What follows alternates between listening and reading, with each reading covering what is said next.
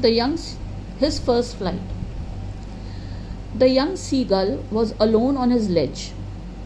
Ledge is a portion that is somewhat like the window sills that you have. His two brothers and his sister had already flown away the day before, meaning the previous day his brothers and sister, that is his siblings, had already flown away, and so the young seagull was all alone. He had been afraid to fly with them. Now the fear factor is over here, and hence the seagull, the reason why he was alone was that he had been afraid to fly with them.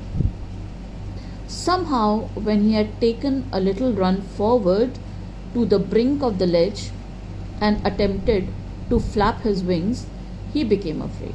Meaning that he had attempted to fly, but he was afraid, and hence he had taken a few steps backward, tried to run a little forward, and then coming to the edge of the ledge, he just gave off and he did not fly. The great expanse of sea way down, miles down, he felt certain that his wings would never support him. Now the fear factor was that beneath there was this vast expanse of sea and miles down, and he had the fear that and certainty that his wings, they would definitely not support him, and so he bent his head and ran away back to the little hole under the ledge. So just under the ledge there was a little hole, and this certainty that his wings would not support him, he would just run back to the little hole that was under the ledge, where he would sleep all night, and there he slept all night. At night, even when each of his short brothers and little sister, whose wings were far shorter than his own, ran to the brink, flapped their wings and flew away, he failed to muster up courage to take that plunge, which appeared to him so desperate. Now his brothers and sister,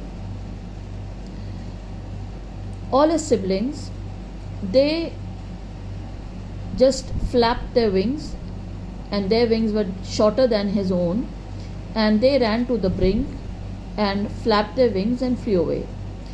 The problem with this little seagull was that he could not gather up the courage. Muster over here, it means gather, to take the plunge, and that is why he became so hopeless. His father and mother had come around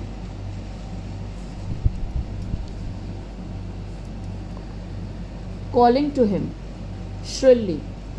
Then the parents of the seagull, they had come to him and called him in a high pitch. They were sometimes scolding him, upbraiding him, threatening to let him starve on his ledge unless he flew away. Now this is something that parents, they do to teach their children. So even the birds over here, the parents of the seagull, they were calling him first in a high pitch, like sometimes your parents also may be doing the same thing, and sometimes they were scolding him, and sometimes they were even threatening him that okay, if you'll not come and fly, then you can just starve over here, go hungry and starve. But for the life of him, he could not move. Now he had the fear that if I'll walk off, if I try to fly, my wings will not support me, and there's a vast ocean down there, and there was a fear of his own life. So that was the fear factor which was preventing him from flying. No matter how much his parents, they were shouting at him, they were scolding him, they were threatening him, but still he feared for his life, and therefore he did not move. That was 24 hours ago. Now that this whole thing, it happened 24 hours ago, meaning 1 day ago.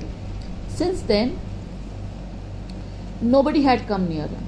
Okay, now left him to starve as they had threatened, so nobody came near him.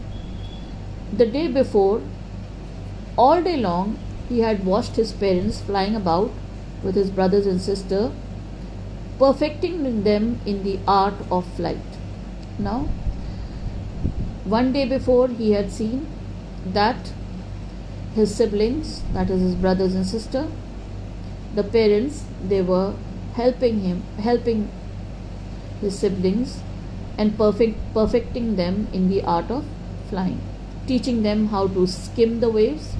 Skim the waves over here means to move lightly just above a surface. Over here it's the sea.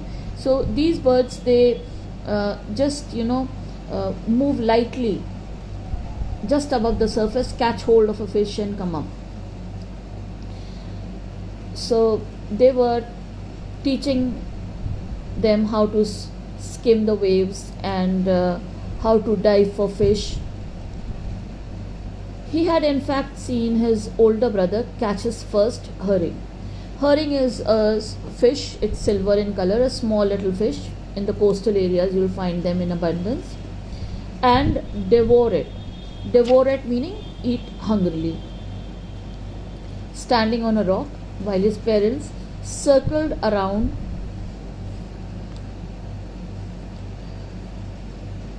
rising a proud cackle.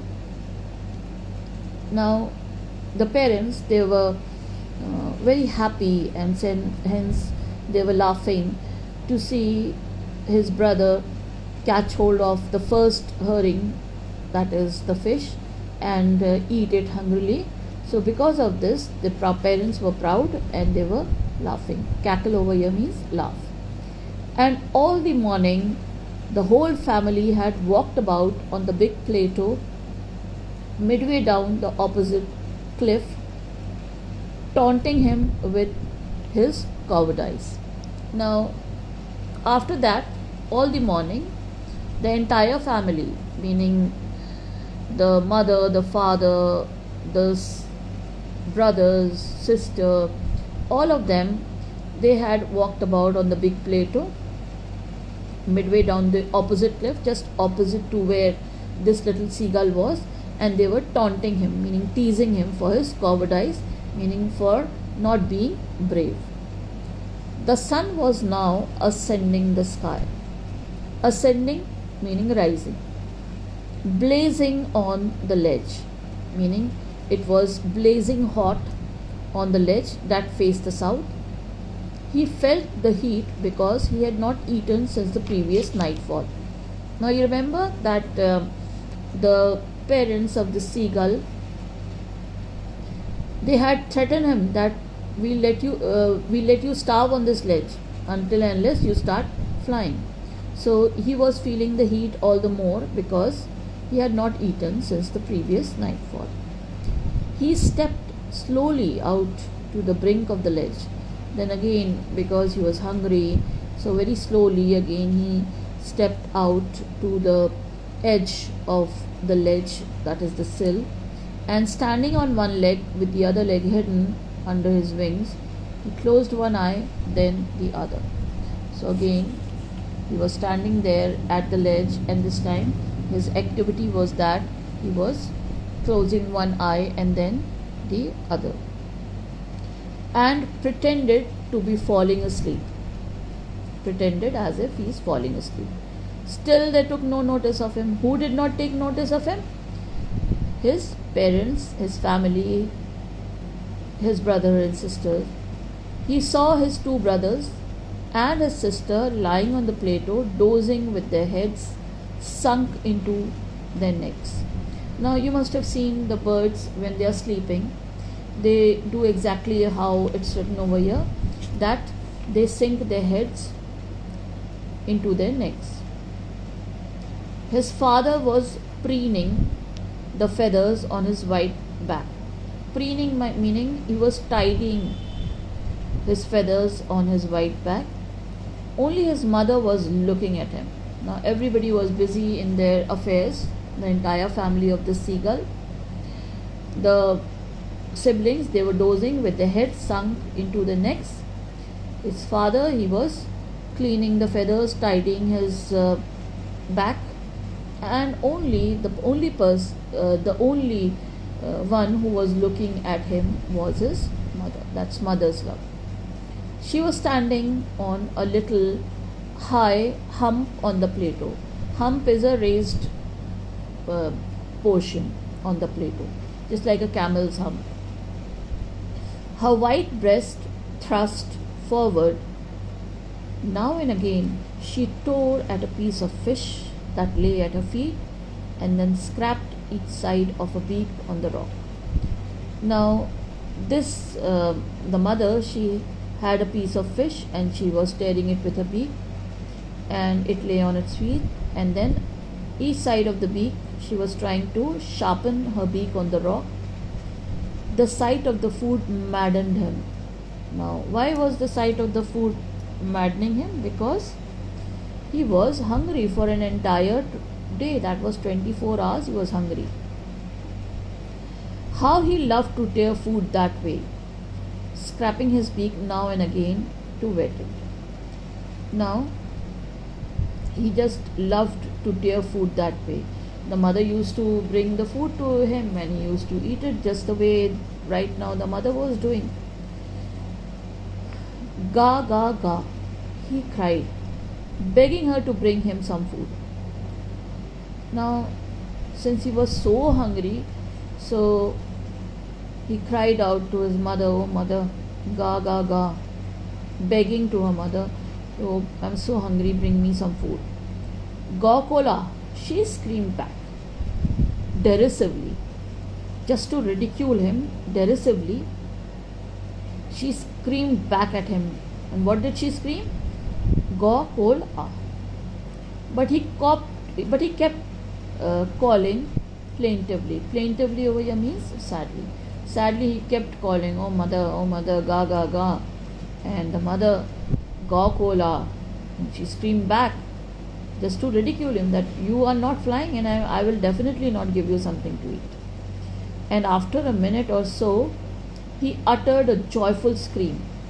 Now there was something that made him joyous. And what was that made him joyous?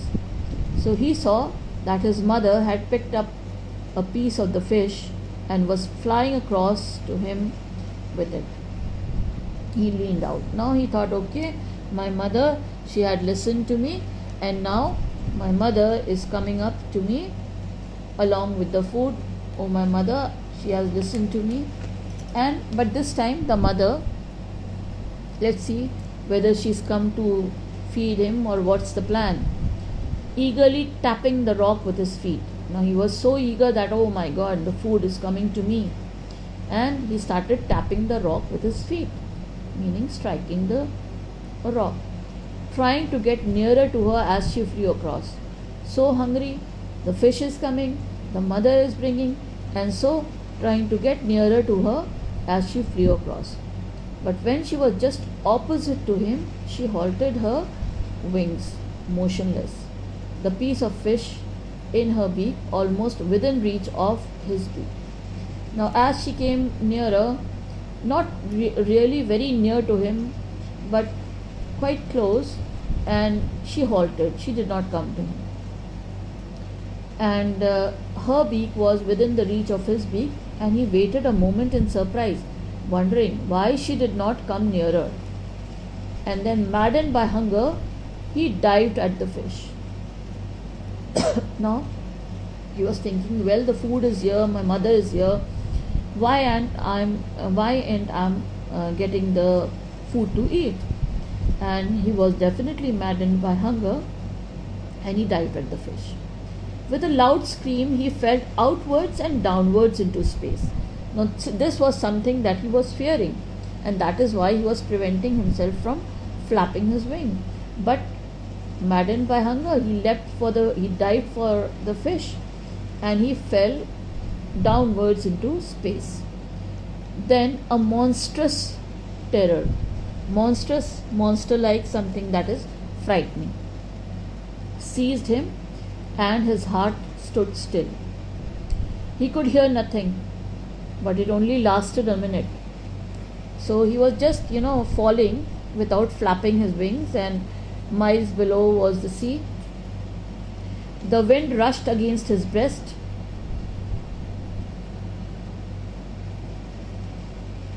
But it only lasted a minute. The next moment he felt his wings spread outward, and he felt that now his wings, they've spread outwards.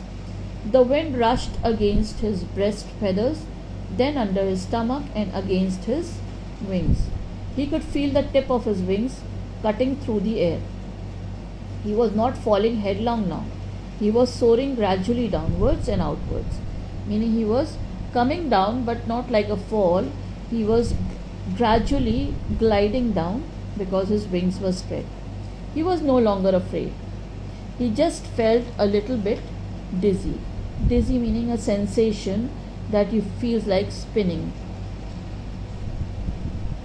Then he flapped his wings once and he soared upwards. And he flapped his wings and he started moving upwards. Ga ga, ga ga ga, ga ga ga.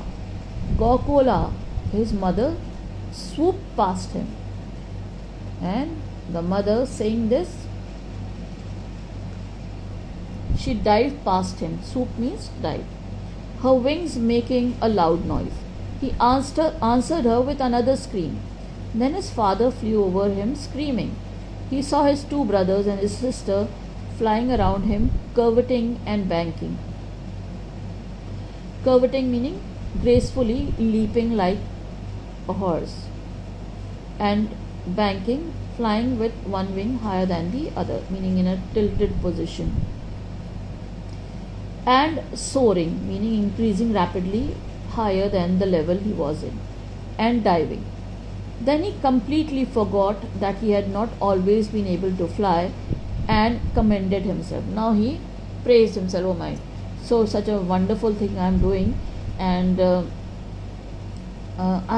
he forgot that he had not always been able to fly, that this is not the first time he is flying. And he praised himself to dive and soar and curve, shrieking shrilly. Now he was happy that no, I have learned how to fly. This is not the first time that I am flying. That's what he felt.